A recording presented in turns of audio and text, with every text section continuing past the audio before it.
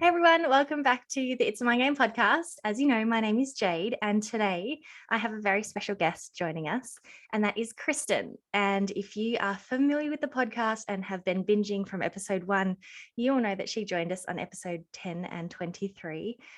And I guess we talked about the real nitty-gritty of HA recovery, didn't we? We talked about the hard parts, the good parts, the waiting, the perseverance, and now we're going to continue on to where we left off, which was where you were kind of really in the mud with HA recovery and questioning things. And where did we go from there? So we recorded a year ago. It was November 2nd last year. I listened to it last night to refresh my memory of where I was at, and it was very much that I was listening to it was hard because I thought I was okay and I wasn't. I was at the stage where recovery hadn't worked for me. I was trying to recover from like mental health issues and all that sort of stuff, and we delved into that. And after we did that episode, things actually ended up getting a lot worse. Okay, I'm going to be completely honest. So substance abuse became an issue, and to the point where I pretty much got dragged to hospital in June. And I was there for 5 days and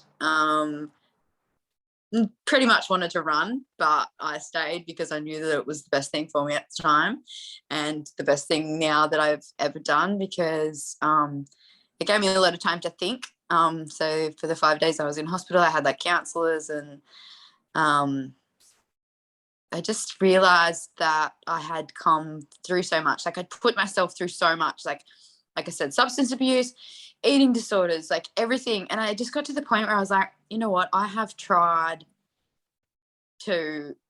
damaged myself so much, and my body's just not giving up. And it's time that I started loving myself for who I was, instead of continuously trying to damage myself, continuously trying to hate myself for no reason. And I just came out of there with this whole different, and it was the day I got out of hospital was the day we went into lockdown, because I walked out the doors of the hospital and I looked at my phone and there was like a news story, Wollongong going into lockdown, and I was like, oh, this couldn't have come at a better time. And I knew from that moment I was just going to spend the lockdown just focusing completely on myself. So in hospital I started journaling, and that's been huge for me. I still do it every day. I still set my alarm 5 o'clock every day, get up, first thing I do is journal.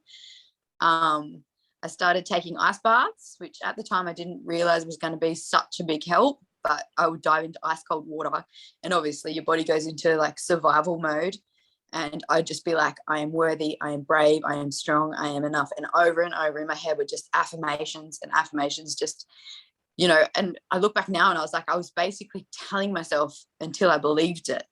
And everything I journaled was just all these things that I never realized about myself. Like I've never failed at anything. Like I was punishing myself for things that I thought I'd failed at, but I'd never failed at anything. I was just growing and changing and learning. But to me, I was always seeing myself as a failure. And exercise became this way of punishing myself for failing at other things. So, you know, busting up 50 burpees to punish myself for what? And so that was 5 months ago, June. And I can honestly say my mental health was probably 80% of getting my period back. And then I don't know why, but I dropped down to 54 kilos. I wasn't doing anything. I wasn't even trying. I don't know whether it was just being in a better mindset. Also being in lockdown, I was going for lots of bushwalks. And I suppose not drinking anymore as well probably wiped the weight off me. But I dropped down to 54 kilos, and I was like, okay, I told myself once that if I got really low in weight, I'd try again, because I got up to 80 kilos and I was so unhappy. If you listen to the last episode, you'll see and you'll hear that I wasn't happy with my weight. That was a huge thing for me. I tried and tried and tried, but I just couldn't find it. And then that was when I messaged you on I think it was the 6th of October. I messaged you and said, think I'm ready to try again. And you were my biggest bloody support. Like, I cannot thank you enough. If I hadn't messaged you that day, I would not be sitting here right now with my period. Like, honestly, you're an angel. Yeah, I can't believe that I spent all those years trying. I spent 6 months putting on 30 kilos in a bad headspace, and 5 months of fixing my mental health, 30 days of eating more and cutting out high intensity. I've still been strength training most days of the week. So it goes to show that for me, it was my mental health. 30 days it took compared to 6 months. Yeah. And I think it's, I'm glad you kept talking through that, because I get very emotional with you, miss. No, I'm so proud of you. And I don't know, I guess I've got a few things I want to jump back and explore, because obviously I know a bit of the up-to-date story. So as you say these things, I can very easily connect the dots. But for those listening, it might have, they seem like bigger timeline leaps. And I guess I want to backtrack to even just that last podcast episode. And you were doing all the things that, like, textbook wise, you're meant to do: eat more, train less, or no training at all. And when we would talk, it was like, yes, I'm acting on all the right things, but it come across that there was like you were kind of punishing yourself with the HA recovery side of things. It's like you knew you had to eat more to recover, but it wasn't coming from a place of like, I must nourish and care. It was like, you eat the food because you got to get your period back because you have to. Like, it was a very negative space. Is that what it kind of felt like at the time, especially looking back, because you've got the perspective of doing HA recovery from, I guess, a more unstable position versus taking on HA recovery again in a place where mentally you feel really safe, you know what you want, you know how to manage negative emotions. Do you feel like the two experiences were very different when you're looking at the key things, which was eat more, train less? Oh, 100%. 100% it's different now. Like, I'm not like before. It was, yeah, just eat, you know. And now I actually nourish my body with high calorie, nutrient dense food rather than just eat for the sake of eating and don't move my body because that's what I'm told to do. Because I said in the last episode I wanted to get back into yoga, so I got back into yoga, and I just started loving myself from the inside out, and I didn't care what anyone thought anymore. I didn't care. It was just about me. I'm not looking for validation from anybody else anymore, because if I don't love myself, then what's it matter whether anybody else does or not? And that was a big space for you as well, where you felt quite torn, because I know when we started talking, you know, long ago after that first episode, but long before now, was that you realized that mentally other things were going on that required more attention than restoring your period. And you knew that you had to deal with those first in order to continue on with a strong mindset, or to even just gain a strong mindset.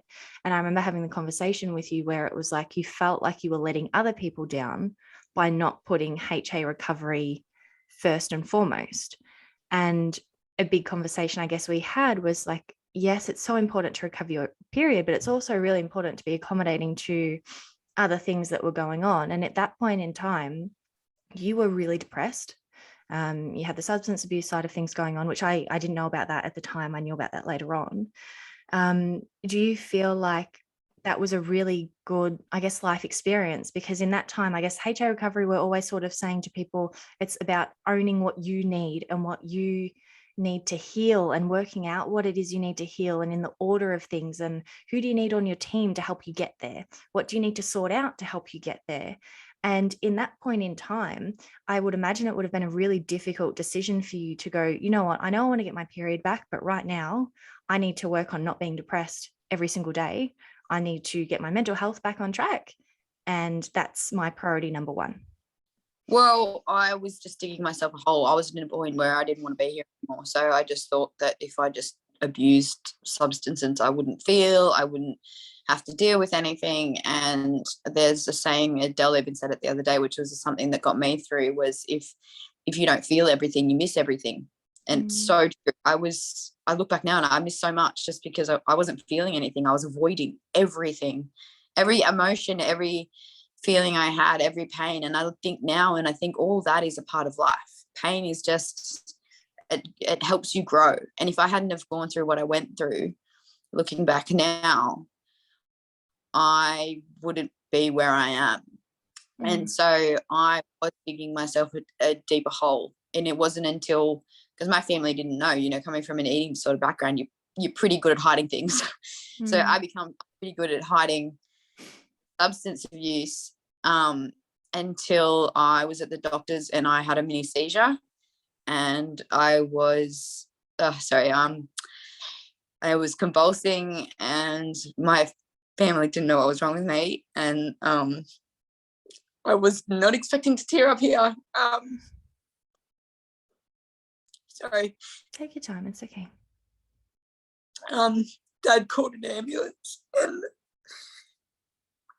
left me in the hospital, which I hated him for at the time. But it was the best thing I could have done. And I spent 5 days in hospital. And so it wasn't so much me realizing it. I was actually trying to end everything. Like, I just didn't want to be here anymore. And when he dragged me to the hospital, I just got to a point where it's like I've put myself through so much and my body's just still here. It's just still carrying on. And it's like, I can either keep digging this hole or I can find a way to live again, and I can stop all this. And so I chose to stop it all, and I decided to focus on me and work from the inside out, and without the intention of trying to get my period back. I had to forget all that for a while. I deleted everything that had to do with period off my phone. I just couldn't deal with it at that time. I just knew that I had to focus on me, and I didn't want to feel like I wanted to die anymore, basically. And so I just did everything I could to heal from within and realize that I was enough just as I was. I didn't need anybody else's validation or justification. Like, if I didn't love me, then it really didn't matter if anybody else did or not. And now I just, I've gotten back into writing, which I love, and yoga and all these things that I think I don't care what anyone thinks anymore. So long as I'm happy, so long as I love myself, that's all that matters. And talking to my body in a way I never ever imagined that I would, like, just loving it so much more and so much appreciation, and even more so now that I've got my period back. But like, even through yoga, I would just like close my eyes and be like, thank you for being here, but please, like, you can forgive me, like, give me my period back, like, I'm doing everything I can.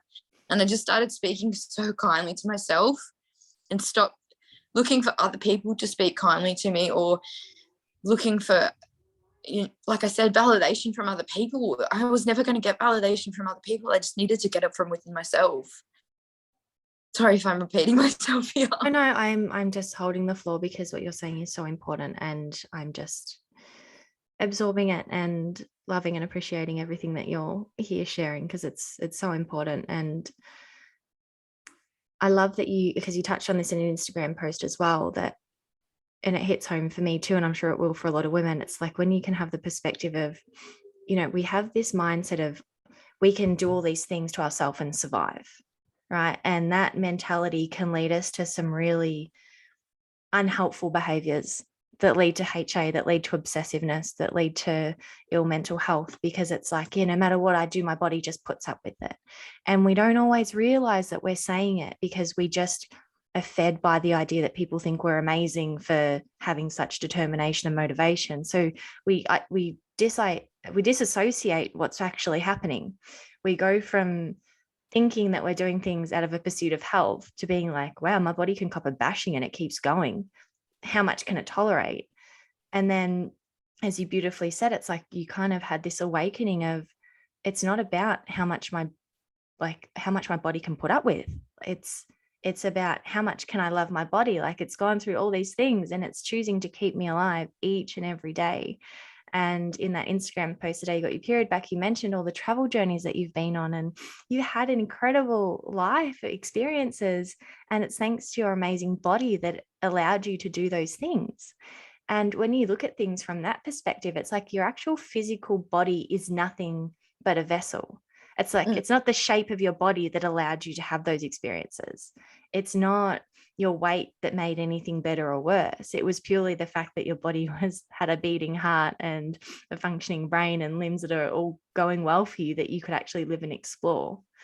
So I love that you bring that to the forefront, because I think so many people listen and that little drop might just go, oh wow, like I take pride in the fact that my body can tolerate all these things, but is tolerance what I want, or is kind and compassion what I want? Mm. And I know a big thing that come up back when you did the last episode was that you had resentment because you weren't doing yoga and you hadn't been writing as much. And I guess lots of the things that you did loved sort of got put on a back burner, because I guess the obsession turned into HA recovery. It was all about just, what do I need to get the period back? And there was literally like a loss of love, and not just for your body, but also for joy. Yeah. And it sounds like a big part of your experiences once you had the 5 days in hospital was, you started journaling, but you also started revisiting things that you love, and you set brand new boundaries. Because I remember you saying to me, I'm not going to give up yoga again. Like I love yoga.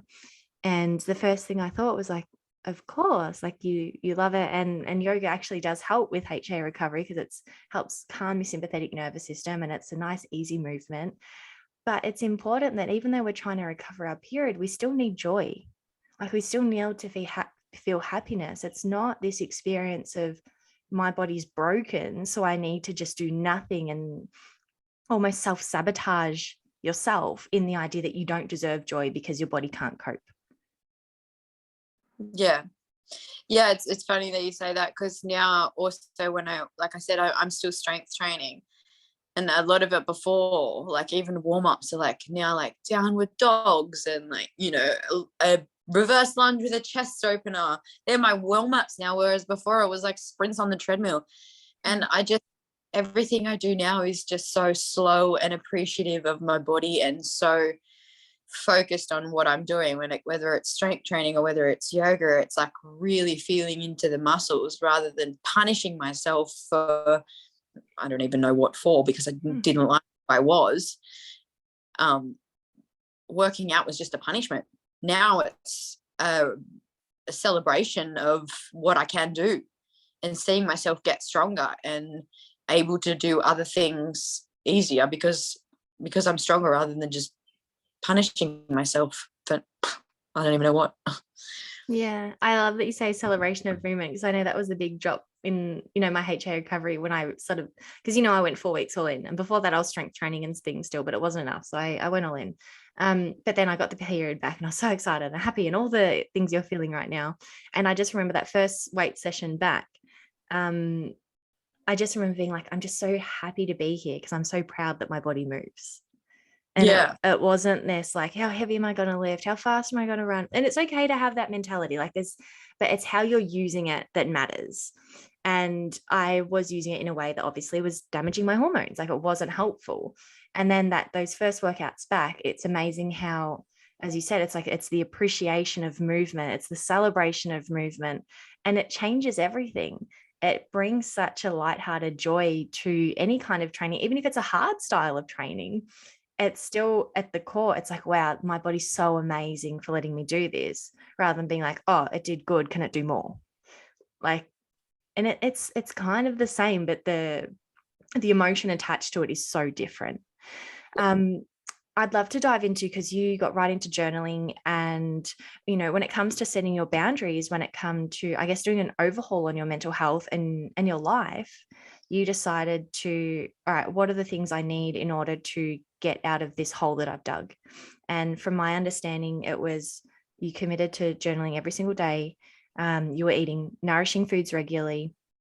You were committing to a yoga practice and you were doing lots of walking outside. Were they the sort of 4 key things, or was there other things that you were implementing as well? Because as you said, you're in lockdown, so you really had time to just go, what do I need to feel great? Well, the ice baths as well. And just every time something negative would pop up into my head, I would turn it into a positive. And even if I was journaling, I would unpack all of my emotions, no matter what they were, how I felt. I would unpack them, but then I would always finish on a positive. I would always finish journaling on a positive note, whether I believed it or not. And I'd hate to say that I faked it till I made it, but like I was writing, you are worthy, you are enough, you are brave, like constantly in my head. When I was doing ice baths, when I was journaling, all that. My yoga was my kind of like meditation where I could just switch my brain off and just not have to think about all those things. But towards the end there, when it came to getting closer to my period, I was doing all these, it's absolutely crazy, but I'd be like in these poses, just going like literally sending signals down my body, or like putting my hands into a love heart shape on my belly, like just genuinely loving myself, rather than just faking it till I made it. But I actually was being like, I don't care whether nobody else loves me, so long as I do, so long as I'm happy, so long as I'm content, so long as I'm doing what I love, which is my writing and my yoga, and I don't care anymore what anyone thinks, so long as I'm happy and I love myself, that's all I care about. And miraculously my body forgave me. I'm just like, no, because I think about when we met a year ago, and the difference is just, I'm so proud of you. Because it's a tough task to go from being a people pleaser and always thinking about what everyone else's expectations are, to going, that doesn't work. It's not working. And having the strength to go, I've had enough. And I remember even at one point in time when you said, I'm not going to make HA my recovery, my focus. And I know you had guilt towards it, because it's like, but I said I was going to get my period back and I haven't, and now I'm not making it the forefront. And like, ladies listening, I understand that obviously it's so important to get your cycle back, but sometimes there is hiccups and bumps in the road. And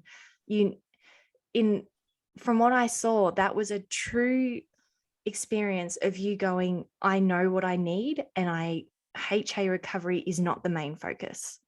The main focus is finding joy again, loving myself again. And, highly likely the period was going to be a side effect of that anyway, which is exactly what it was. But at that point in time, you just said, I'm not doing like exact critical HA recovery protocol, because it's not what I need right now.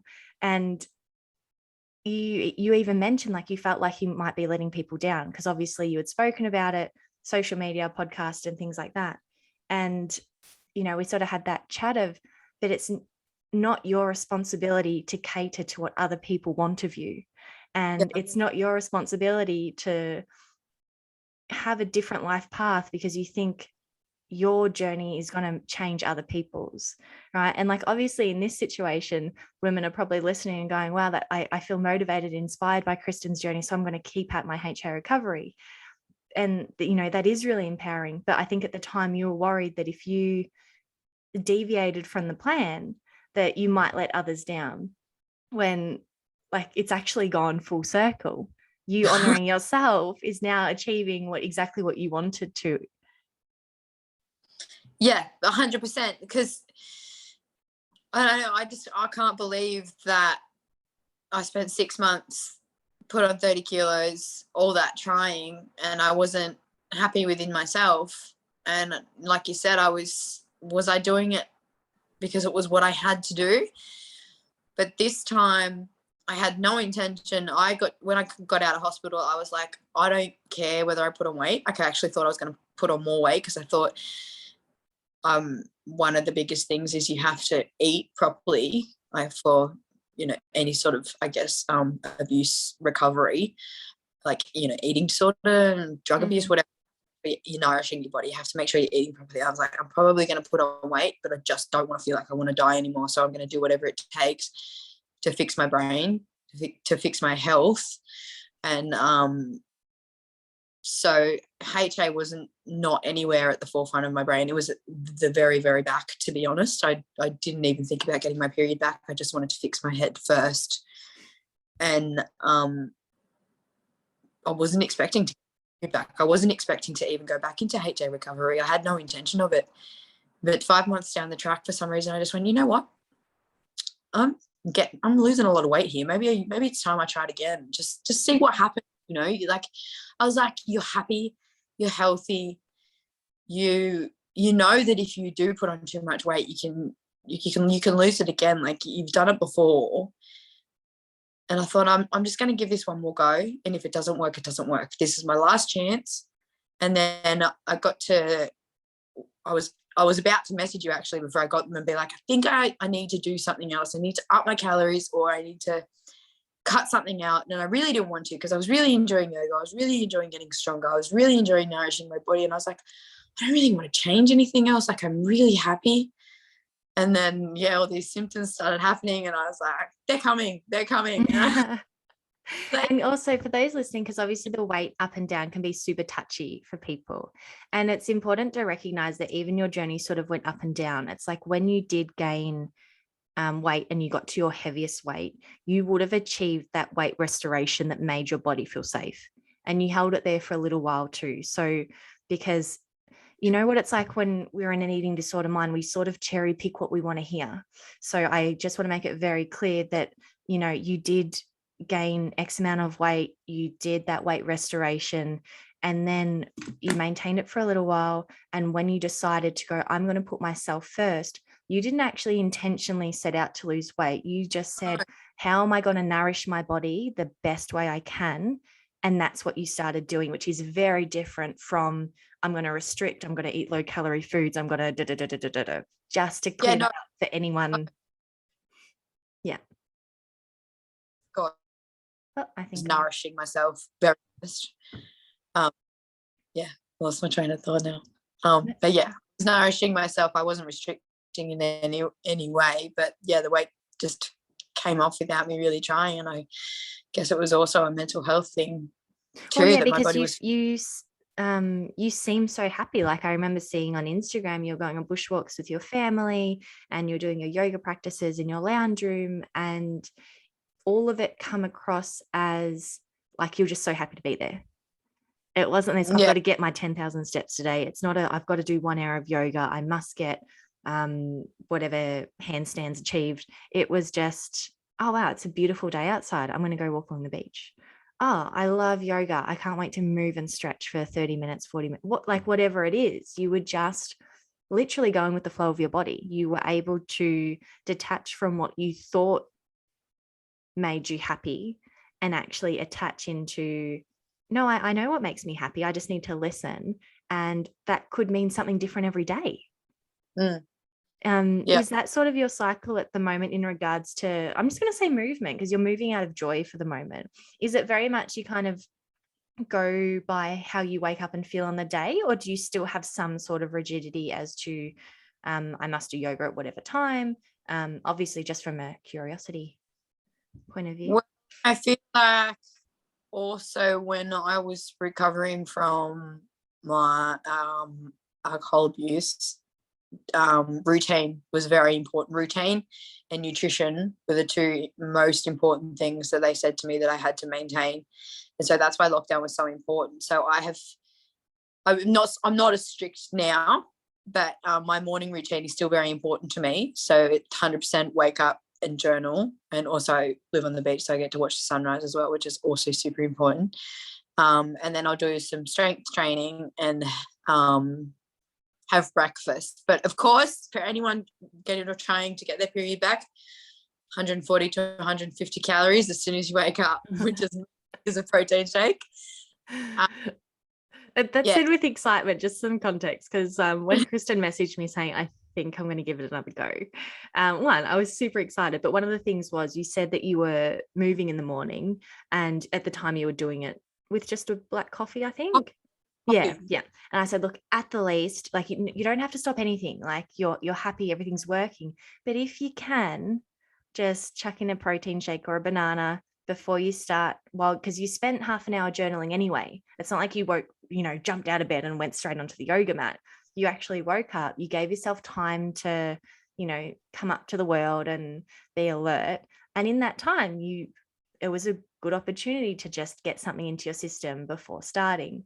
And you took that on board straight away. There was absolutely no resistance. I remember you just going, oh, okay, that's good enough. Oh, maybe you actually said, how am I going to do it right before? And that's when we said, well, you journal first. So why not have it while you're journaling? And then it can digest a little bit and then you go into your movement. Well, I said I didn't want to eat, and because I don't like eating, but sorry.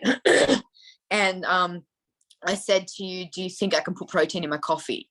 And you said, have a protein shake and then have a coffee. And I was like, okay, I can do that. I can drink both of those while I'm journaling. Yes, that's right. Yeah.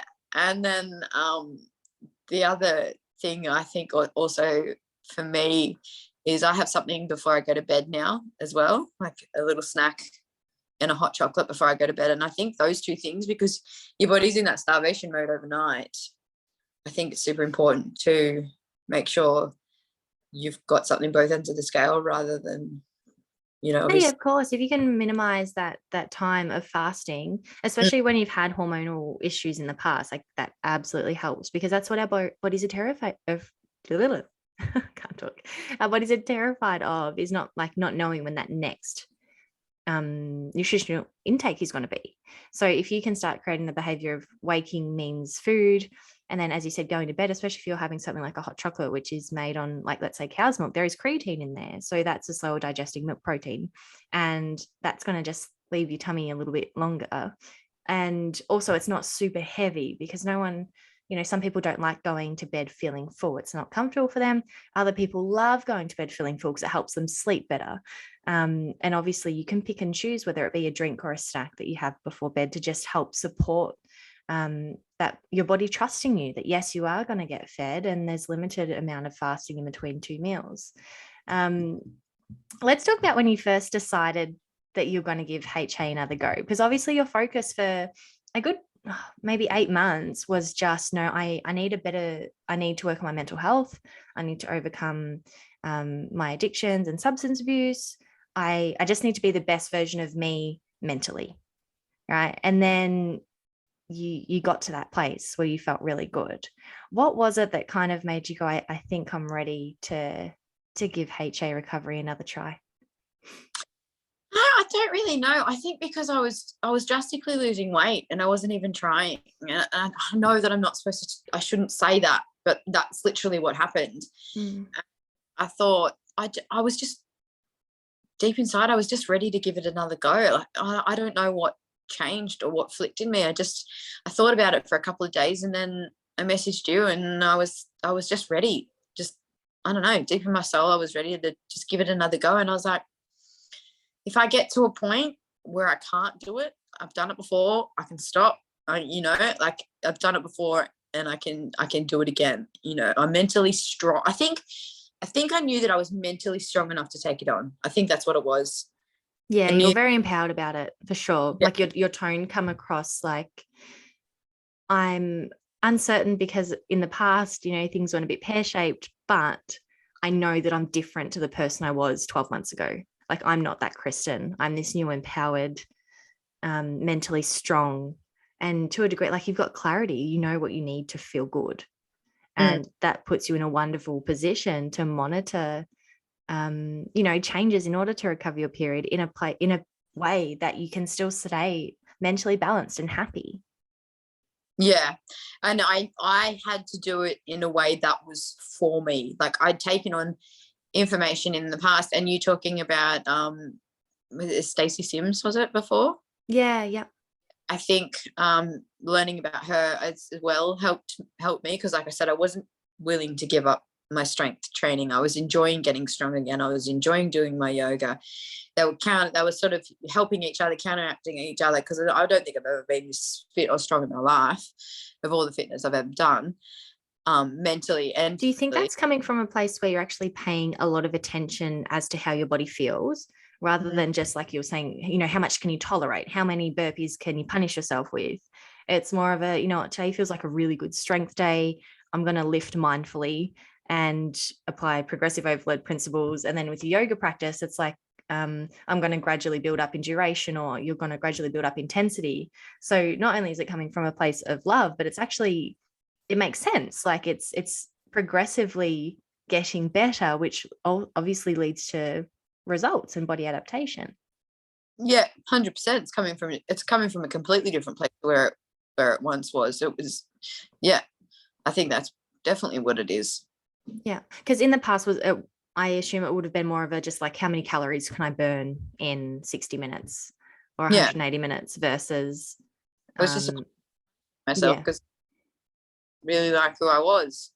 And so everything I think that I did in the past, from eating disorders to exercise addiction to substance abuse, was just avoiding me.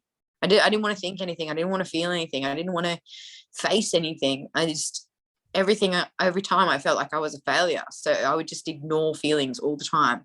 And until I came to face those, and I looked back and I was like, I've actually missed out on a lot because I was avoiding who I was. Yeah. And that's such an important part, isn't it? It's like part of the resistance to reduce exercise or work on our nutrition is that if we're hungry, we don't feel as intensely because we don't have the capacity to. And when we're exercising, we're too focused on the task at hand that whatever problems we have disappear. And I know that's definitely something I learned throughout the experience, is that if I was to have a bulimic episode or a binge and purge, or if I was to go on a frenzy and drop weight really quickly, even though I was already lean, or do a new sort of training style that meant more and more cardio or more and more strength training, at the core of it, a new stressor had come into play, whether it be a work stress, a friendship stress, financial stress. And rather than just sit there and go, okay, this is worrying me, how can I relieve this pressure or relieve the guilt or relieve the uncertainty? Because sometimes it's like, I've got a problem and I don't know how to fix it, so I'm just going to go train, because then the problem's not there. And then you stop training and the problem's still there, and it's like, well, I'll go cut some calories, and then like my focus isn't on what it needs to be on. But the thing is, that problem never disappears through that strategy. Like it was still there the next day. And once I learned that about myself, it's like, all right, so whenever I'm feeling stressed or upset, I actually need to identify exactly what it is that is making me feel stressed or is making me upset, or that I don't know. Like, what do I need to learn so I can feel confident to take the next step? What conversation do I need to have, regardless of how difficult it might be, to feel comfortable about this situation? It was such a big assessment all the time, rather than just going, oh my gosh, I don't like that. That's confronting. Let's just pretend it's not there. Yeah, let's just starve ourselves so we're really, really hungry, and then I won't have to think about it because I'll be too busy thinking about food. Yeah, that's it. And well, for my experience anyway, and it sounds like yours too, it was such a coping strategy. And it was like, I guess, taking the form of a fit body, because everyone, sort of like, you're fit, you're healthy, you're all these sorts of things. And it's like, no, this is actually a facade of me running away from my problems. But thank you for the compliment. Yeah. So I don't face anything today. I'm just going to go out and spend another hour on the treadmill so I don't have to deal with anything. Yeah. And then I'll feel good about it because exercise is good for you. But I realized how much I missed out on, because when you face the feelings that you don't want to face and you unpack them, you grow from them. That's what I've learned in the last 5 months, is how much I've learned and grown, because I've sat there and I've felt the feelings, I've written them down, I've unpacked them, I've faced them, and I've learned how to set boundaries. And I was accepting behavior from people that I thought that I deserved. And looking back, I was like, no, don't. Like you've probably seen on my Instagram before, what you expect is what you accept from people. And I wasn't setting boundaries or I was taking on, like I said, behaviors that I thought that I deserved because I didn't see any worth in myself.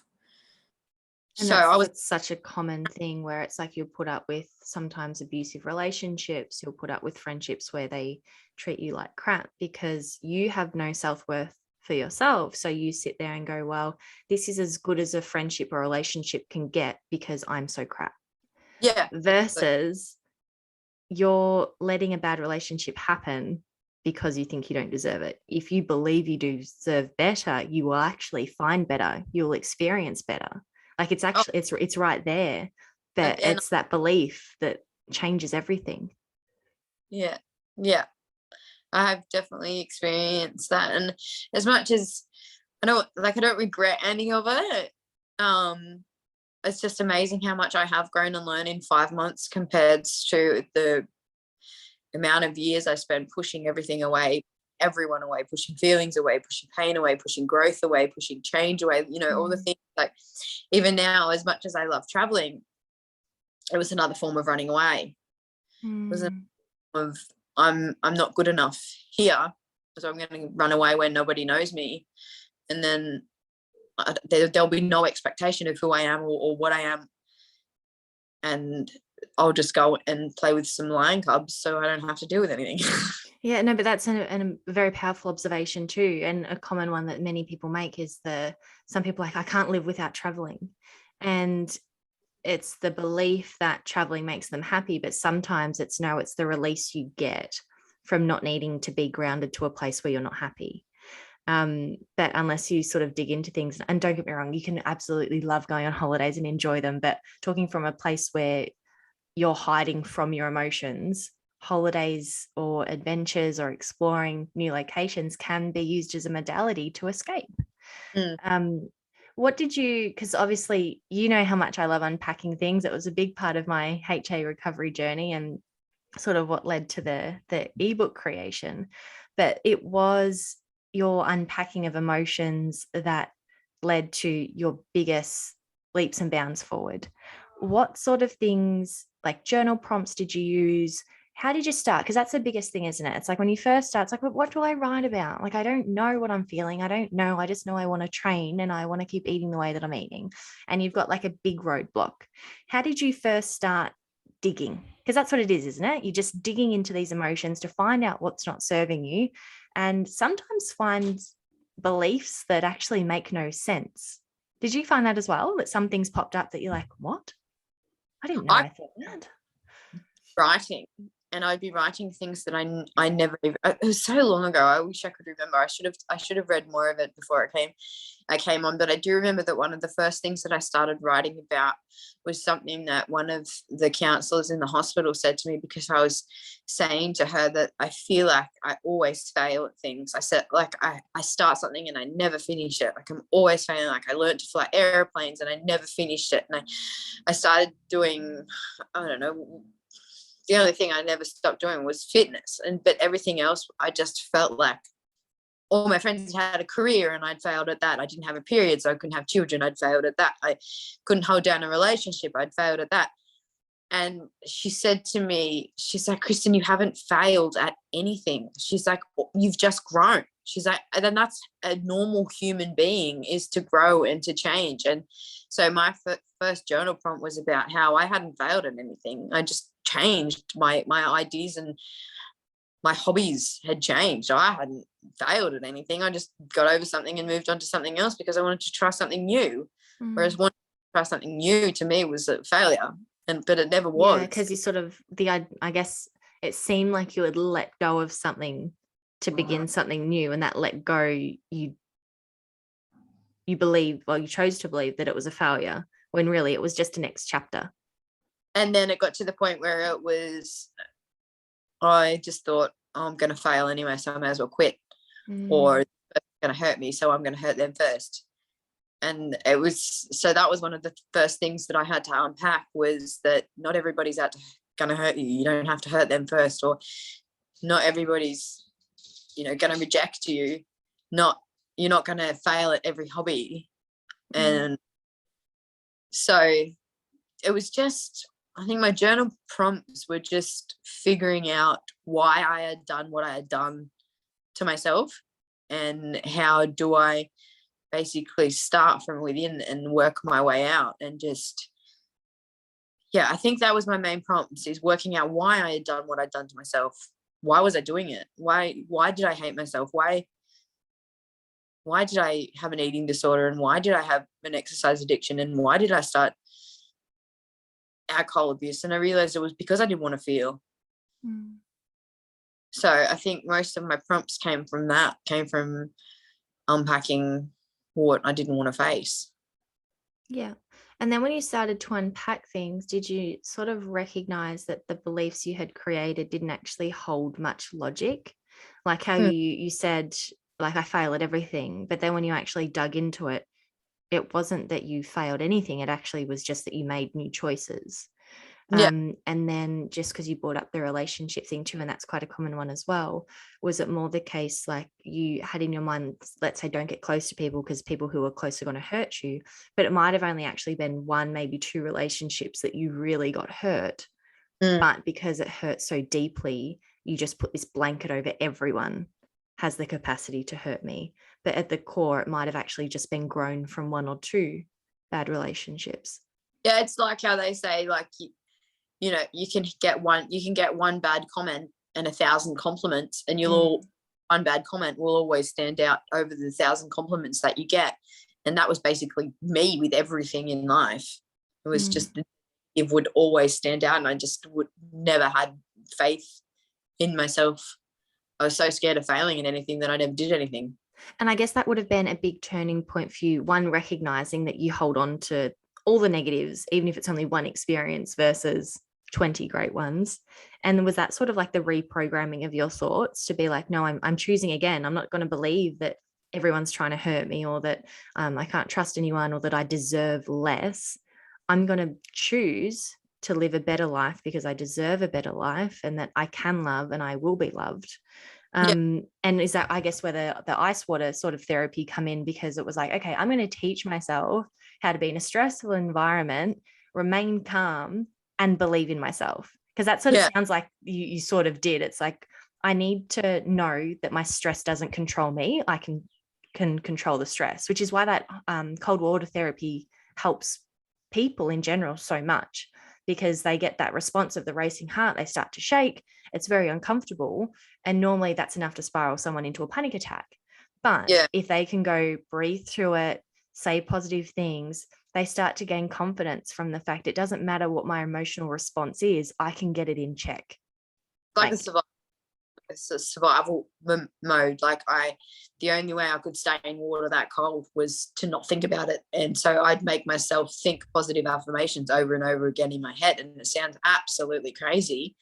And at the time, I didn't even realize that it was helping me. But 4 months down the track, I looked back and I was like, I actually believe it now.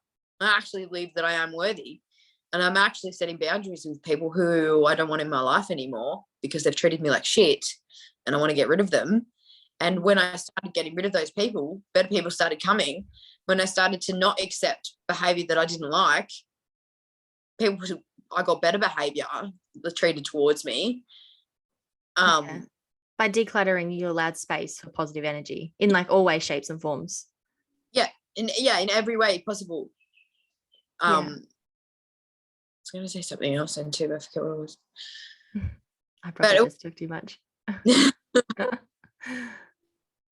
I think with the period recovery too, when I got my period back, it was, that's what I was going to say. So for so long, it was like, if I just had a partner, I'd be safe. I'd be saved. If I could just have a family or a baby, everything would be okay, and I'd feel better about myself. And that was another huge thing for me, was realizing that no one was going to come and save me. If I wasn't going to save myself, how on earth could I expect someone to walk in the door and save me? And that was a massive, massive realization for me as well, was I had to save myself. No one's going to walk in the door for you. And I think that's where the feeling of empowerment comes from, because it's easier to believe that your happiness or your empowerment comes from someone else, because then if you don't have that someone, then it's like, well, it's not my fault. I can't be happy and feel great because I haven't got my someone yet. And it's kind of a loophole, because it's something a lot of people believe. It's like, I need to have XYZ in order to feel great, be loved, and that whole story we paint. But then when you have the epiphany of hang on, everything I need is actually in me and everything else is a bonus. Like, absolutely, it's okay to want to find your perfect partner or to want to have a family. Absolutely. But the core of your happiness really is in you, and everything else is just the cherry on top. Yeah, it is. And I realized that how unfair it was for me to expect someone to come into my life and make me happy if I wasn't happy. Like, that's a huge burden to put on somebody else. Why should I expect someone to come and make me happy? That's not fair. We both be happy and then together be Be happy together. happier. Have to make each other be a battle of who can make who happy. Yeah. That's, Yeah. And that's where the strength comes from, isn't it? It's knowing that you can make yourself happy. And because it's so easy to think that you need something more. And witnessing that you've got that power in you. And it's so beneficial for when stresses come along in the future, because life is hard. Like, we're thrown curveballs, or there's someone gets sick, or people die, or you lose your job, or, like, things get difficult. And knowing at your core you've got those survival skills to get you through hard times, that's something that doesn't just help you get through your HA recovery. That's a life lesson. And every time something comes through now that isn't wanted or is negative, you have that strength in you to go, this is hard, it's emotional, but like, I know I can get through this. I know what I need to do to keep stepping forward. yeah, it's the same as in the past where I would think a negative thought about myself. It would just spiral into everything being negative. It would spiral into, me having to go and run another 10Ks because I was a shit person. Now, even though I've come so far, of course, still negative things will always pop up, but I can sit there and go, no, that is not true at all. And why are you thinking that? Like, you are great. Who cares what anyone else thinks? Like, that person has no idea who you are. So why would you even bother listening to what they have to say? And you are worthy of everything that is great in life. And I mean, everyone is enough as they are. You can sit on the couch all day and watch TV. You're still enough. You're still here. You're still put on this earth for a reason. We're all enough. We're all worthy of a good life. We're all worthy of just being us. We shouldn't have to feel judged. We should just be allowed to be who we are. Did you listen to Marissa Peer? No. Yeah, because she's actually the one who quoted the "I am enough," and she's got heaps of YouTube videos online, which I highly recommend people sort out and look at and read her books and things, because she has dealt with a lot of women with eating disorders. She had her own eating disorder as well. She's dealt with multiple clients who have been obsessively overweight and, prone to abusive relationships and all worlds of things. And at the core of every single, I guess, mental health condition that she's worked with, and at the core it is I am enough, because you leading into abusive relationships is thinking that you don't deserve any better. So you tell yourself it's okay for people to treat you that way, because no one's going to treat you any better because you don't think you're enough, or you are choosing to throw up your food or not eat any food at all because you think you can't be loved unless you look a particular way, because you're not enough to be loved for just who you are. And she's very clever with how she describes all of these different situations that all of us face on a regular basis, regardless of how you grew up or how your work life has been or your relationships. And it always blows my mind how she can link it back to a person's core values and whether they actually believe they're enough and whether they think they deserve a better life or a worse life. And that every single decision they make actually comes from how they feel about themselves. And she was actually a big part of my HA recovery. And I remember one of the things she said is, affirm, like, say those affirmations all the time, but change your passwords on your laptop computer or whatever it could be into just I'm enough, so that all rinse and repeat, is that quote. And particularly I liked it because I wasn't telling myself something that seemed too far-fetched. Like, I found it hard to say I just love myself for everything that I am and all that I could, because I wasn't in a place to agree with that yet. I wasn't there yet. But I am enough. I was like, you know what, I can get my head around that. I'm not falsifying anything too much. You know what, I am enough. I'm a nice person. Da da da da da. Did you find that you sort of gravitated to affirmations that seemed to be, I guess, a bit more mellow, like they weren't this intense love and attraction and just very simple, short, sweet, simple. I'm enough. I'm powerful. I am loved. I am just things that you know very easily, simply. Yeah, I'm brave, I'm strong, I'm enough, I'm worthy, those kinds of things. A new one that I've been not working on, but that's been on my mind, and I actually I've been meaning to journal a bit about it, is how we don't say that we're proud of ourselves. Like, when do you ever hear someone say to you, I am so proud of myself?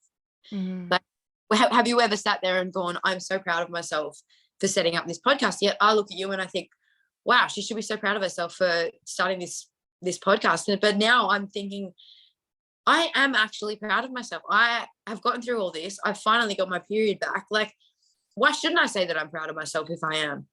No one says that they're proud of themselves. Why not?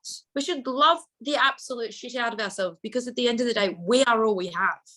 And I do think that it's a bit of a society thing, because people I 100% agree with everything you are saying, because when we're little kids, we draw like a scribble of crayons and we're like, put it up on the fridge. This is the best thing anyone has ever seen, right? And it's a scribble, but we're like, have you seen it? Like, this is amazing. And even through primary school, when you make things or you do a little dance routine out on the fly, like nothing pre-choreographed, you just turn on some music, start dancing, and pretty much go like, adore me.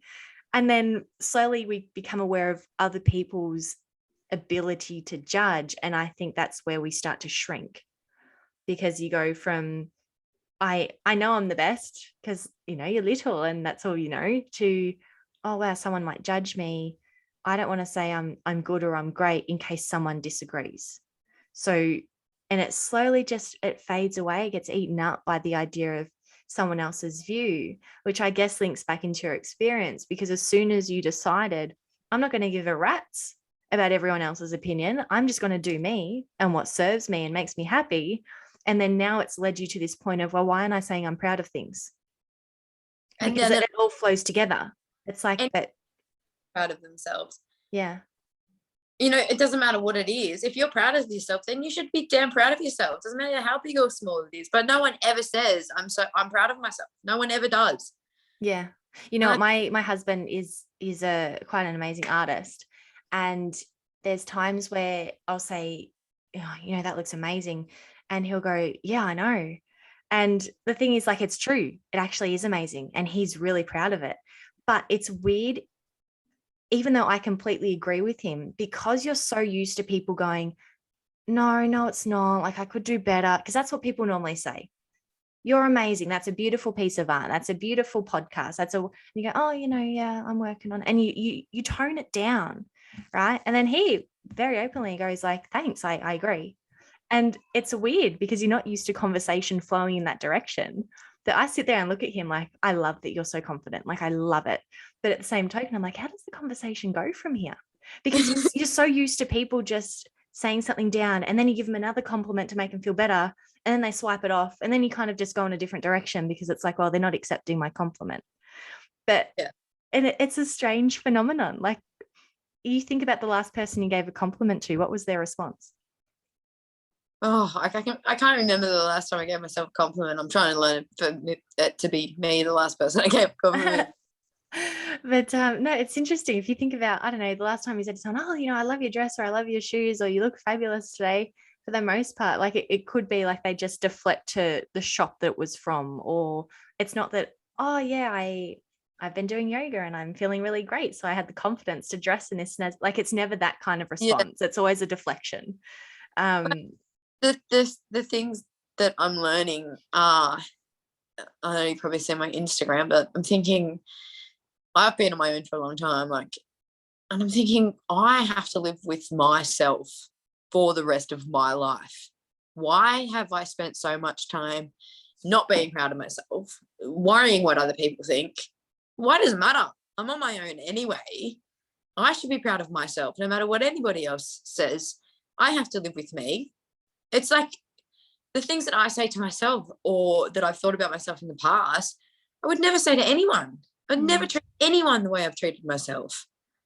Yet I'm so willing to give out comments and say, I'm so proud of you, and I'm so proud of you, and good on you for this, and you look so beautiful. Why don't I do it to myself? Yeah. Yeah. And that's where I love the opinion of being in a relationship with yourself, because that's what it is, isn't it? It's like you've got your mind and you've got your physical body, and you're this really cool team if you choose to be. But the thing is, if you're always bashing your physical body, that's not a nice relationship. And if it was your best friend, you wouldn't be best friends. So it's like, how can we have this perfect relationship? Well, I'm going to be nice to you. I am going to give you compliments. I'm also going to give you feedback when you could do better, because that's the thing too. You can know that you need to improve on something. That's totally fine. But it's very different to saying everything you do is a disaster. Yeah. Like, it's okay to go, hey, that was wonderful. That was great. You did a good job. I'm proud of you. And Yes. I think you got more in you. Like, keep going. But I love that idea of like, let's just make that the goal. Like, how can we feel really proud of ourselves? What does that mean? What do you need to do? Because some people might be listening and going, yeah, but I'm not doing anything I'm proud of. And it's like, well, okay, would you be really proud if you get your period back? Yeah, I would. Okay, well, what do we need to do to get there? Do we need to rest a little bit? Do we need to nourish more? Do we need to go find a new hobby? Like, do you like knitting? Do you like doing yoga? Do you like journaling? How are you going to feel proud? Because that comes up a lot too. It's like I've got guilt over not caring for myself, so I'm not proud of myself. But it doesn't even anything big. Like, take a shower and give yourself a massage. Like, I've got one of those like massage things, and I like, moisturize yourself. It doesn't have to be anything big. Be proud of yourself for taking care of you. Yes. A little bit of makeup on, go and straighten your hair, and be proud of yourself for straightening your hair. Like, it doesn't have to be anything huge. Just start small, start tiny, make yourself something delicious to eat, something nourishing, something that you love that's going to make you feel good, and be proud of yourself for doing that. Yeah. And then like start small. Don't go big and go, I'm going to be proud of myself if I go buy myself a new car or if I get a new job. It doesn't have to be anything big. It can be small. It can be, oh, I'm proud of myself for going to the supermarket and trying something new to eat. It doesn't have to be anything huge. It tends to, in your experience, do you find that it's normally the smaller gestures that mean more? It's like, and I love how you said just giving yourself a massage or like using moisturizer, because it's like you might have recognized that you don't look after your skin that well. And then suddenly you go, every time I have a shower, I'm going to make sure I moisturize. And then it takes 5 minutes and you do it and you're like, I'm so glad I did that. Like, I feel great about that. And then it starts to feed that cycle of, oh, I actually like doing things that make me feel great. And I'm actually good at doing the things that make me feel great. Because did you find early on in I'm pretty sure we spoke about this actually, is the whole self-care idea, like self-care rituals and all this sort of thing, is that sometimes you're not motivated to do them because they are quite extravagant and lush. And I think it was you, because you bought that LED face thing. Yeah. And you're like, is this meant to be relaxing? Like ages ago. Right. And it's like, that was quite a lavish gesture. You went out and I'm pretty sure you bought one of those. It was a tooth one. Was it a tooth one? Okay. I thought it was and it was lavishing. And I remember being like, is this meant to be helpful? Because I don't feel good. But then choosing something really simple, like trying a new food or like just smelling a new moisturizer and being like, oh, my skin's going to love this. It can actually be just the smallest of things that give you that tick versus, oh, Instagram ads tells me that I'll feel really good if I whiten my teeth. Yes, 100%. But I think from a place for me anyway in the past was that I don't deserve it. Yeah. Like, oh no, I don't really deserve to moisturize my skin. You know what I mean? Like, no, I do, because I do it all the time. Like that's something I'm consciously working on right now. As in, like, obviously I've got my period back. I've got a good relationship with food. I've got a good relationship with exercise. But there's ways I can care for myself that I'm not. And they're the simplest of things. Like, I've got really dry skin on my legs. Like, I could just moisturize every day after a shower. That's why I use that example. And I could do that. It takes 2 minutes. Like, I've got the time, I've got the product. And why don't I do it? And there's actually no good reason unless it's laziness. And then every time I do it, it's like, oh, well, that was actually nice to care for myself. And now I look at my legs and they're moisturized and it makes me happy. And it's very small things of caring for yourself that actually feeds into other elements of your life. Oh yeah. And I'm finding so many little things throughout the day that it's almost becoming selfish, because Like, even like down to like having chocolate on the couch at night. It's like, no, don't interrupt me. That's funny. That is For anyone listening, a frame just randomly fell off the wall. It's Kristen's talking about a hot chocolate.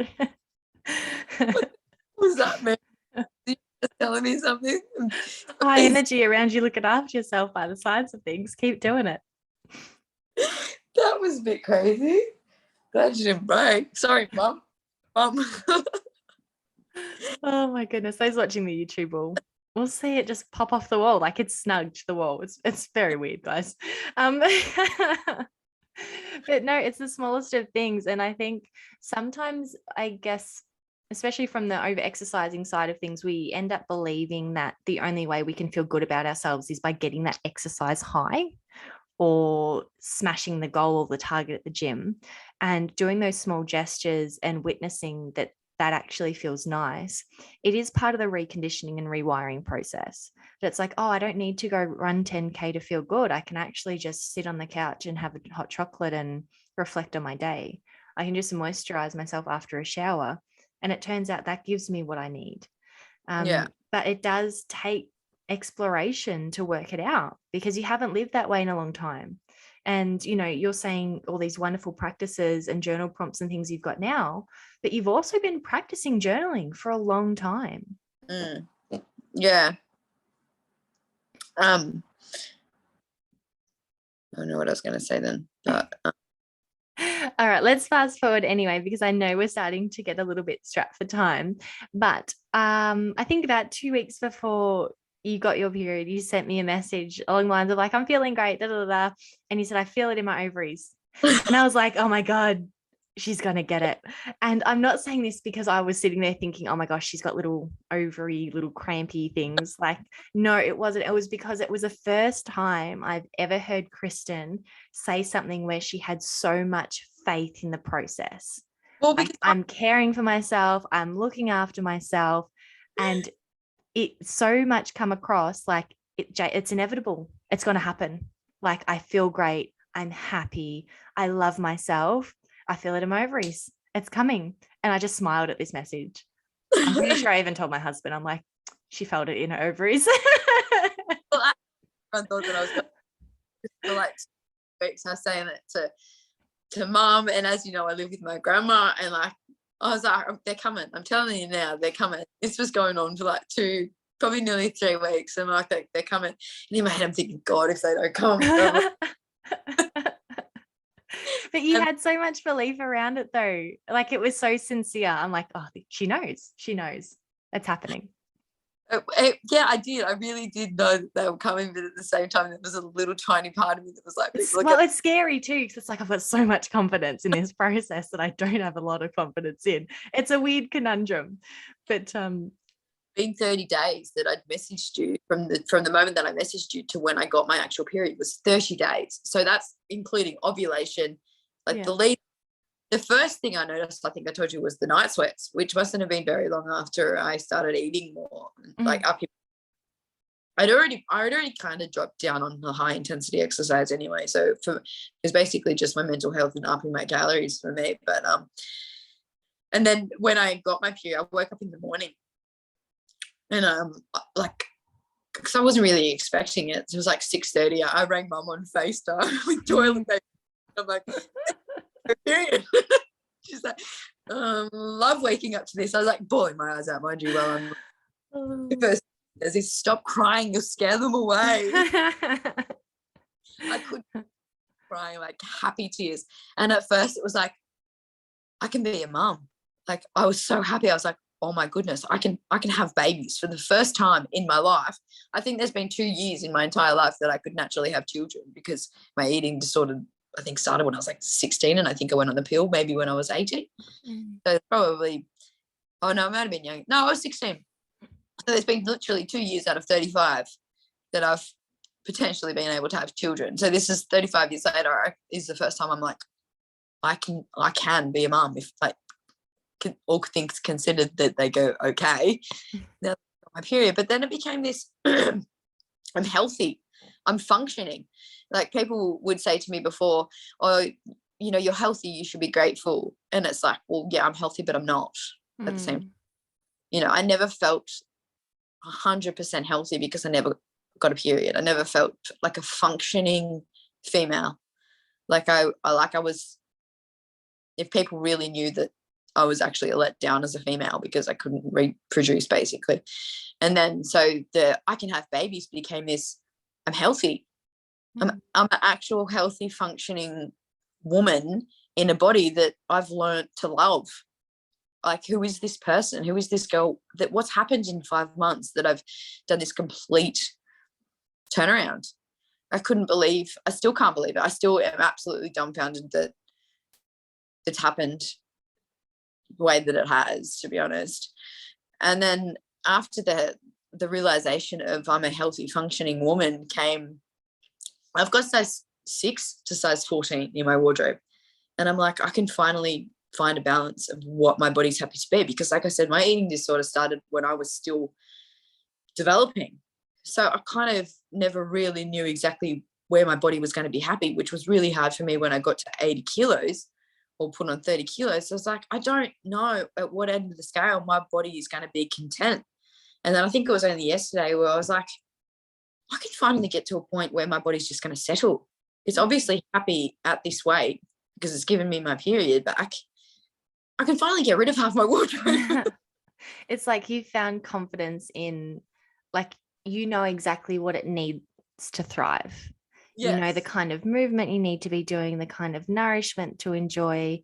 And I guess the weight kind of is the side effect of all those things together. It's not actually, oh my gosh, I must stay this way. It's more, no, this is the life that makes me happy. And it turns out my body falls in line with that. Yes. And which leaves so much space for other things. Yeah. If you're not worried about controlling food or exercise all the time, you just know that this is your rhythm. Yeah. It's like, there's so much time to just enjoy life and have fun now. And not now, you've been enjoying life for a while, but you know what I'm saying? Like, you found exactly what mentally, physically, spiritually makes you thrive. But feeling like my body trusts me after all these years as well. Like, I feel like we come into this world as a soul. Like you said, our bodies are just a vessel.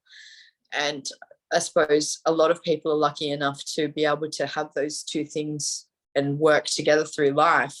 Whereas I feel like I've always been these two separate vessels that have only just 35 years later finally come together, except for when I was a child, obviously, and you're innocent of that. But I don't feel like I've ever been one whole person for a really long time. So the fact that my body finally trusts me and my mind finally is going, you are great, you are enough, and you are worthy no matter what anyone else has to say about that. I don't care. Yeah. And I guess the most inspiring part of your journey is the fact that anyone listening who's just started the HA recovery or is having a really hard time with it, it's like Kristen's really been through the mud and she consciously chose to make change. Like, this didn't happen by accident. You decided, how can I best look after myself? I'm going to journal. I'm going to eat well. I'm going to move well. And it was all definitely coming from a place of love and compassion. But they were very conscious decisions, like even from the 5 days out of the hospital when you said you had to have a routine because that had to get you out of those dependencies that had sort of built up over time. It wasn't like these changes require so much effort and practice. So if you've done something to change your behaviors for 1 week and you're like, why isn't this easy yet? It's like, because it's not. And that's like, what you need to keep practicing and practicing and practicing. And your story is a real testament from from being in a place where you're severely depressed, abusing substances, just giving up, to a place now where, like, yes, you've got your period, but more than anything, like, you're happy, you found joy, you love yourself, and you made it happen. Like, you had tools along the way. Yes, like you had some counselors at that 5-day stint and you had friends to talk to and your mum and your grandma and things and your brother and your dad. But at the most part, it was you who kept choosing again. I'm going to make this better. I'm going to make this work. How can I be happy? What do I need to do? You took the chance to explore and learn. And I think that's the most important thing is you have to, at the end of the day, choose yourself. And I don't mean to sound selfish, but it all has to come from within. It all has to start from within. Otherwise, you're not going to get anywhere in life unless it does. Unless you're happy to be the richest, most famous person. You know, you can have 1 million people worship the ground you walk on, but if you're not happy within yourself, that's one thing. Nothing. It's absolutely nothing. Yeah. And that's it. It's like if you can learn to love and care for like we get this idea, and I love that you said selfish attached to that, because that tends to be some of the early thoughts. It's like, but if I put that much energy into just me, everyone's going to think that I'm perhaps forgetting about them or not giving them as much attention, and all those sorts of things start to come in. And one, a lot of that stuff we tend to inflate, and it's not actually true. But two, if you're actually looking after yourself the best way you can, and it's that corny comment that is on memes and God knows what else, but it's really true. Like if you care for yourself the best way you know how, it gives you such a better capacity to care for the people you love, because you're in such a strong foundation, such a strong base. But we tend to believe that we need to be running on empty because we're so busy caring for everybody else that there's no other way. Have you found that since you've gone through this incredible transformation, that your relationships have actually gotten better? Like you choosing to put yourself first has led to more positive things with other people? Definitely more positive with relationship wise. I was putting up with a lot of crap from guys, which someone who has come into my life that treats me a lot better. It's only very new. So in that sense, I'm finding that, my relationships with people have gotten better, but I've learned to set boundaries, which I've never done before. I've never learned how to set boundaries and be like, no, this is what I want, this is what I deserve, and this is how I deserve to be treated. So that was a massive thing for me, but I'm still exploring that, because sometimes I still feel really selfish when I set boundaries with people, when someone's like, oh, can you do this? And I'm like, no, I don't want to do that. I'm not doing that. And so I still feel selfish and still feel like my relationship's probably growing. Because what do they say? Like people say, oh, you, what's that saying? Something about you're acting differently. But sometimes it's because you're not acting the way people are used to you expecting you to act. Yeah. Yeah. And that tends to be true for the ones that we bend over backwards for, that don't appreciate us. As soon as we say no, they're like, what do you mean? You're at my beck and call whenever I need you. What do you mean? What do you mean no? Where the people that don't take advantage of us, I find they tend to not notice, because it's just like, oh, it's a no. Okay. Like we can. Yeah. Well, yeah, I've seen that in a few of my experiences anyway. Yeah. So my relationships with the people closest to me, who are the most important anyway, like they're the ones that matter. Mum and dad, my brothers, they're the ones that matter the most anyway. So I'm, like I said, I'm still not sure with the whole relationship thing with other people, because I've spent the last 5 months focusing on myself. So I guess that's something that I'll keep exploring in the next, well, forever, I guess. There's not really an end to journey, which is another thing I've learned, is you think you're going to get to a point where everything's going to be perfect, but life's just a continuous. It's a current. It just keeps going. Mostly learning and growing and changing. And instead of taking on pain and going, why me?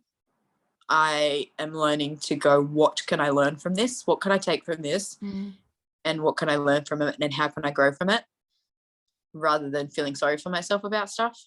Yeah, it's like things happen for me, not to me. Yeah. That was a big thing for me. And I still use it now. It's like something bad's happening. And it's like, okay, it's bad, and I'm allowed to feel negative emotions. Like no part of any of this conversation has been pretend they're not there, because that's what we do. And that's what causes the other side of things, which we're trying to get away from. It's like lean into them, find out why and how. But there's always a lesson in it. And if you can find the lesson, or you can find the positive, like it helps you so much more. And it accelerates the next negative thing that comes your way, because you start to get the confidence that you can work through these difficult times. Which is another thing with journaling for me, is that sort of thing. If something bad happens, because you were asking about journal prompts before, and I was stumbling on what I would write about, but that's one of the things I would write about, is if something happened in my life, it would be like, well, instead of feeling sorry for myself, what can I learn from that? And then it puts you in a powerful position, because it's like, it's not happening to me. It's like, no, I can take something from this which helps me move forward. Yeah. And then you feel in control again and empowered. And it's not just like poor me sort of situation. It's like, no, this is going to progress. We're going to keep going. I guess linking into the boundaries things, I think it's really important, something that you touched on there on the whole practicing side of things, because you said that you're still sort of gaining the confidence with setting boundaries. Like sometimes you say no and it still feels a bit weird. And I guess that's the whole process though, isn't it? Because it's still early days of you setting boundaries, for considering you've been living a particular way for the last 20 years, and you've only been setting boundaries for say the last 5, 6, 7, 8 months. It's still so new.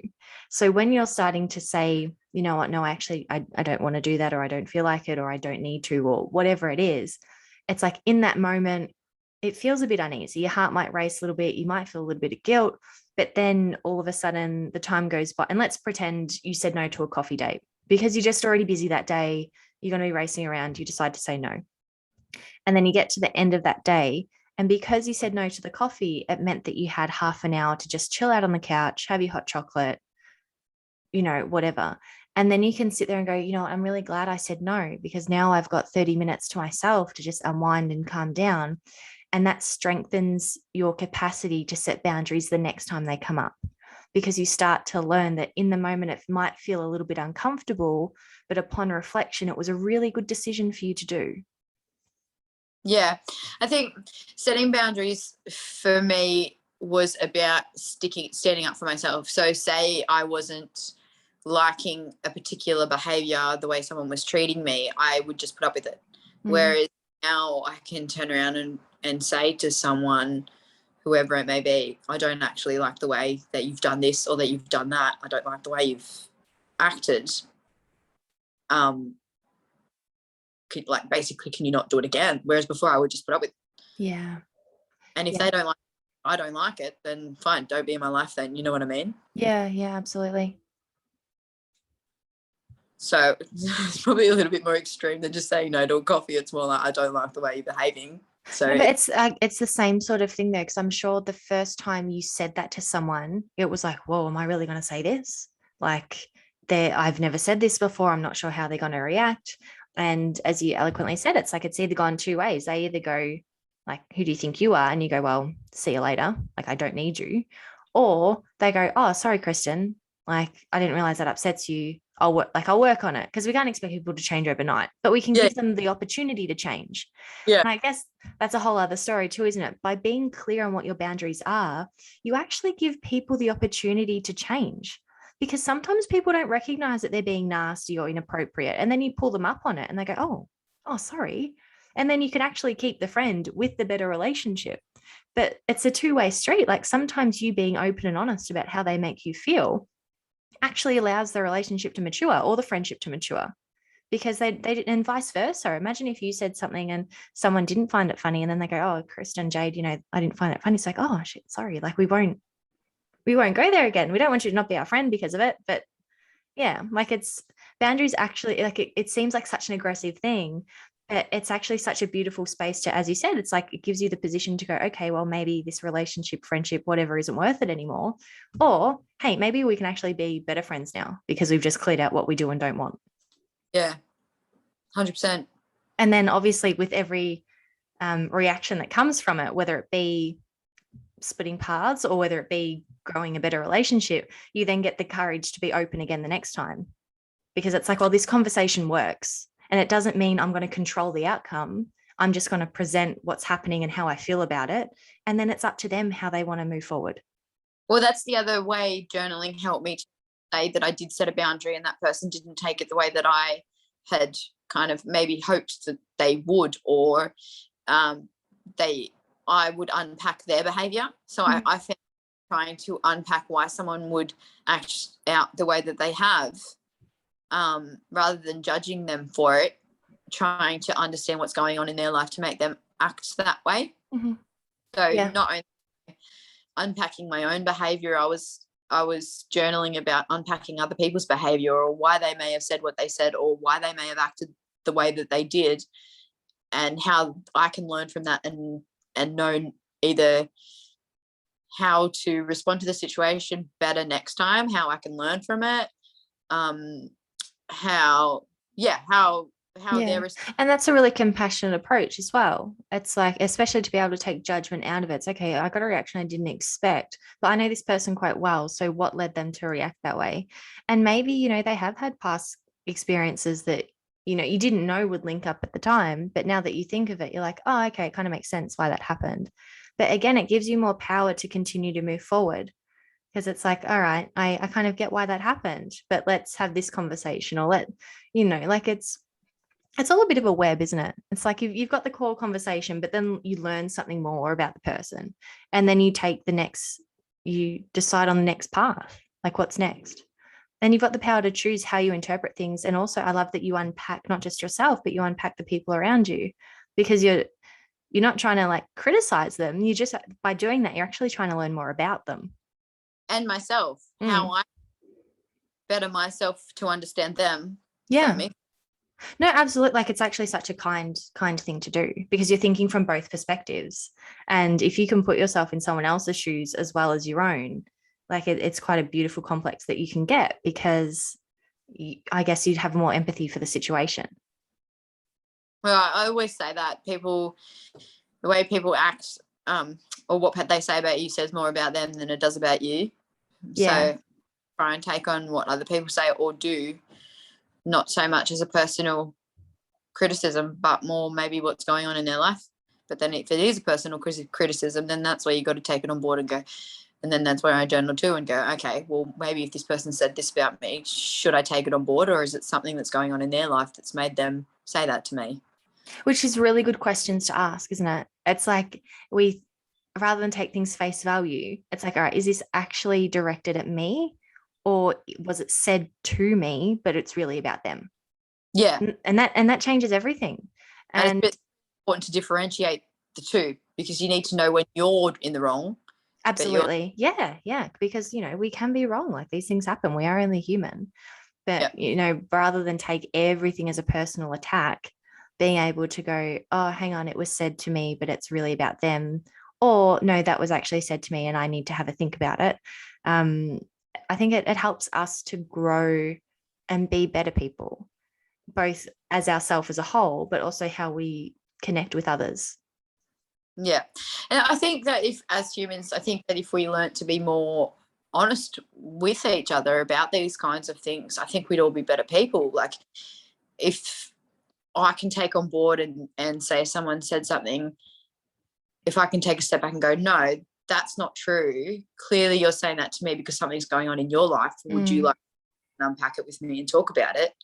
If we could be open with each other about and have those conversations, I think as humans we would be better and more compassionate towards each other rather than just ending up attacking each other and going on the defense. Well, because then we wouldn't need to be assuming things, would we? It's like if I could trust that what you are saying is literal, then I wouldn't need to question, well, is it about me? Is it about you? Because I trust that the words that you chose are exactly a reflection of what you're thinking. And that comes into, when people sort of, as you said, react a particular way and it might not actually have anything to do with you, but the words that they chose imply that they're talking about you. And oh my goodness,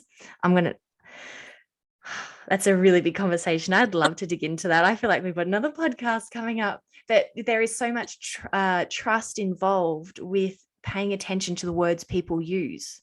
Yes. And if you listen to a lot of people that I guess are crap talkers, quote unquote, the words that they use, you're just so suspicious of them because you just know you can't trust the language coming out. But then you find someone who you really connect with. And a big part of that is because you trust that the words that they're choosing to articulate their thoughts are true. So you don't have to be on high alert to be decoding things and working out what's really going on or what their assumptions, because you're like, no, they're just saying what they think. And that it makes life so much simpler and it makes your relationship stronger because there isn't that like just digging deep into everything. You can just kind of enjoy the conversation for what it is because it's like, I know this to be true. Even when it comes to like actual relationships, I think if we were more honest with each other, as in our future partners or whatever, or dating or whatever, I think if we could just, people tend to just either ghost or ignore, but whereas if we could just come in and go, look, I just don't think we're suited. Oh, I know, right? And I know we're going off topic, but I love this, and we will wrap things up soon because I know I could just talk to you for 1,000 hours at once. But I've got a few girlfriends that are single at the moment, and apps and dating sites are especially during lockdowns, you can't go out and meet somebody because you're not allowed out anywhere. So the apps and that have been more in the forefront, and a couple of them have been on walking dates and stuff because you can't go to a restaurant, and things have built quite nicely. They've gotten quite a connection. Things are going well. And then next minute, they're like, they stopped. They just stopped messaging me out of the blue. And I'm not going to keep messaging. Like, I sent one or two and I'm done. Like, I'm not going to chase you. But and it leaves that person feeling really guilty because it's like, well, what did I do wrong? Because we were talking and now we're not. Or it's like, has something happened to you? Like, are you okay? Yeah. But because it can go two ways. You've been talking every day for 3 months and then all of a sudden nothing. It's natural to question what's happened. Where if it could have just been, oh, I'm just not that keen, you'd go, okay, my feelings are a bit hurt because I kind of liked you, but at least I know where I stand. Okay. How are you looking for? Oh my goodness. I've had that chat with so many girlfriends, and it's always the same. And both ways, like whether it's the girl or the guy, just say it. I'm not that into you. But there's also comes to a point where it gets to a point where you've got it. Like I've explained myself before. I'm trying to get better at being like, I just good, and it's that they've not gotten the hint. Yeah. Yeah. No, because I guess some of the ghostings, you don't want to hurt the person's feelings. So it's like, I just won't talk. And it's like, but that hurts them more. Yeah. Because then they don't know. Way and they've come back. But if they don't take the hint, that's tricky. I don't know. I don't know about that one. What do you do then? It's like, well, no, I'm not that interested, but keep dating me and you will be. I don't find you that attractive. Are you sure? Yeah. Oh, that's funny. I love those chats. Well, from period talk, because this is why we're here. Got my period back. Girls, you can... But it leads into so many other things though, doesn't it? Like, it's led you on such a path of exploration, whether it be for yourself, other people, it's like setting boundaries, new ways that make you happy. Like it's all part of it. Being honest, being truthful, not taking crap from people. Like, there's just so, like, it's not just the period, and it never has been. It's this whole thing we've been talking about for the last 2 hours. Like, it's so much. And with that, obviously, one, thank you so much for coming on and sharing your journey, because it's been a wild one and so worth it. But I guess I jumped the gun then, because one question, given everything that's happened, is HA recovery worth it? Oh yeah, definitely. I never ever thought I'd say that. I never thought I'd say it. Because for so long it felt so like it wasn't going to be worth it. Mine just been one, so we'll see how we go with the period pain first. No, it's all I'm so excited. I'm so happy, and I'm so glad you took the time to come on, because gosh, I feel like we've grown together. You're one of the first beautiful women on the podcast, and you definitely won't be the last. So my hair never used to get dirty. I'm sick of washing my hair already. It's quite long and luscious also. I think it was short when we first met. No, but it's because you know how your body switches off the oils. So I smell and I've got dirty. Your body's doing all the things. Well, I'm so proud of you. I'm going to pop your Instagram handle in the show notes in case anyone wants to reach out and have a chat, or just, say well done. And for anyone, so overall, how long did you have HA for? Was it 15? Probably 16 years? So I think I got my period when I was 16, and I went on the pill when I was 18. When I became sexually active, but I'd already started eating disorder stuff. So obviously I didn't lose. So you can't tell. Yeah. I reckon it's coming up to 18 years, because I think we've been talking for 2 years, 2.5, 3 years now. I'm pretty sure it was 15 years when we spoke last, first episode last year. Yeah. It's been coming up 15 years. Yeah. And I only bring that up because so many women are in the same position where it's been quite a long time. They go, well, it's not going to happen for me because it's been too long. And it's like, that's not true. It's not true. You can get your period back. You can recover. And if you're super concerned, obviously speak to a specialist and get proper medical help. But I just say to anyone who is considering HA recovery, please make sure your mental health comes first before anything else, because it's not going to work otherwise. I'm telling you that now, coming from someone who's been there, been through it all. If your mental health is not in the right place, your period is not going to come back. Yeah. And that's why, like, I am so passionate about the mindset coaching, because it's like you need your body and your mind on board. They got to be team. And as you've seen with your journey, like you've brought the team together. Yeah. And look what's happened. The magic. And thank you to anyone out there. Jade has been one of my number one supporters.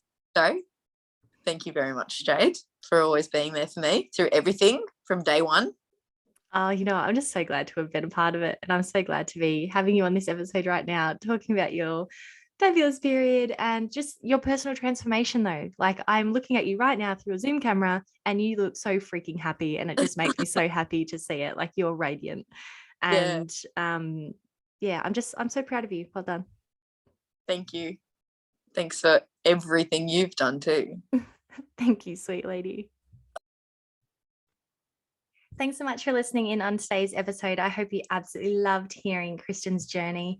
As I said, she was on episode 10 and 23, so very early days of the podcast, and it's so wonderful to hear how far she's come and how happy she is. So thanks for listening for the whole way through. And if you could share this episode or subscribe to the podcast, the more support we get in that regard, the more the channel continues to reach other women who are recovering from HA and eating disorders. So thank you for all of your support. I'm so glad to have you listening in, and I'll see you in the next one.